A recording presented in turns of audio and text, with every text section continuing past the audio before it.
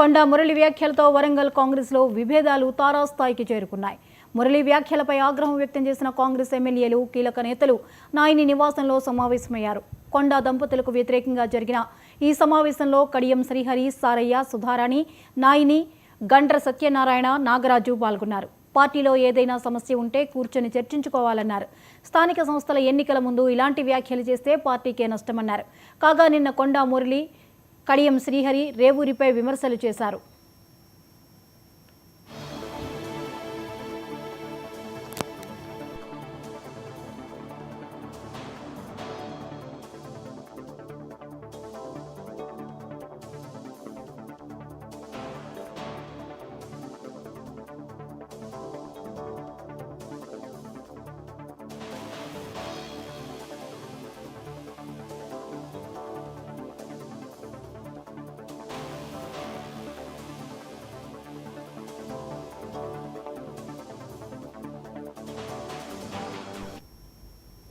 ఈ అంశంపై మరిన్ని అప్డేట్స్ ని శ్రీధర్ అందిస్తారు. శ్రీధర్, ఇక కాంగ్రెస్ లో ఒక్కొక్కటిగా విభేదాలు ముదిరినట్టుగా మనకి తెలుస్తోంది.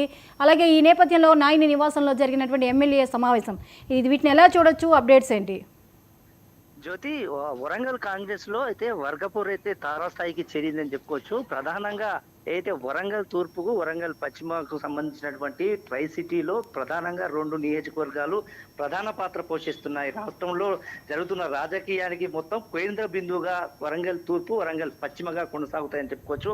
ఉమ్మడి జిల్లా నేతలు అందరూ కలిసి ఒకే దగ్గర సమావేశం కావడానికి కూడా ఒక సందర్భాలు, సమయాలు కూడా ఇక్కడ కేటాయించుకుంటారు. అయితే ఈ రోజు జరిగినటువంటి పశ్చిమ ఎమ్మెల్యే, అదేవిధంగా కాంగ్రెస్ పార్టీకి సంబంధించిన జిల్లా పార్టీ అధ్యక్షులు నాయని రాజేందర్ రెడ్డి నివాసంలో జరిగినటువంటి సమావేశం అయితే కీలకంగా చెప్పుకోవచ్చు. ప్రధానంగా ఏదైతే పార్టీలో జరుగుతున్నటువంటి తాజా పరిస్థితులు, అదేవిధంగా పార్టీకి జరుగుతున్నటువంటి నష్టం జరుగుతున్నటువంటి పరిణామాలపై అయితే పూర్తిగా వరంగల్ ఉమ్మడి జిల్లాకు సంబంధించినటువంటి కొంతమంది ముఖ్య నాయకులు, అదేవిధంగా కొంతమంది ఎమ్మెల్యేలు పూర్తి స్థాయిలో సమావేశమైనట్టుగా తెలుస్తుంది. ముఖ్యంగా కొండా దంపతులు అదేవిధంగా తాజాగా తీసుకున్నటువంటి అదైతే పరిణామాలను కూడా ఒక కొలికి తీసుకొచ్చే అంశంగా అయితే ఈరోజు సమావేశం ఏర్పాటు చేసుకున్నట్టు తెలుస్తుంది. గత 3 రోజుల నుంచి ఏదైతే కొండా మురళి హాట్ కామెంట్ చేస్తున్నాడు. ముఖ్యంగా ఎన్కౌంటర్ స్పెషలిస్ట్ అంటూ తమ పార్టీలోనే చేరారు. తమ పార్టీకి సంబంధించినటువంటి వారిని కూడా చేర్చుకున్నారు. వారిపైన ప్రత్యేకంగా ఒక నిఘా ఏర్పాటు చేయాలని పోలీసులకు సూచన ఇచ్చినటువంటి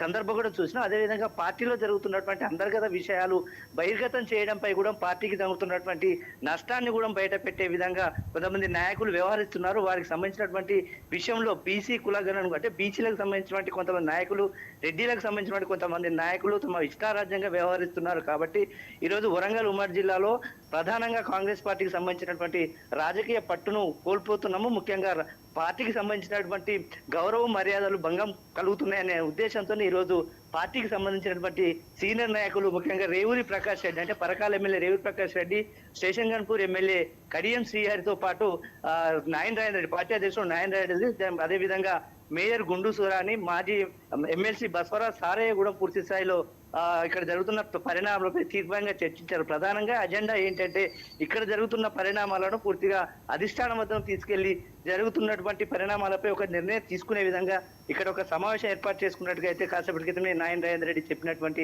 అంశం కనబడుతుంది. అంటే ఇక్కడ జరుగుతున్న వరంగల్ ఉమ్మడి జిల్లాలో జరుగుతున్న కాంగ్రెస్ పార్టీలో కొంతమంది సీనియర్ నాయకుల వ్యవహార తీరుపై పూర్తిగా అసంతృప్తిగా ఉన్నాము.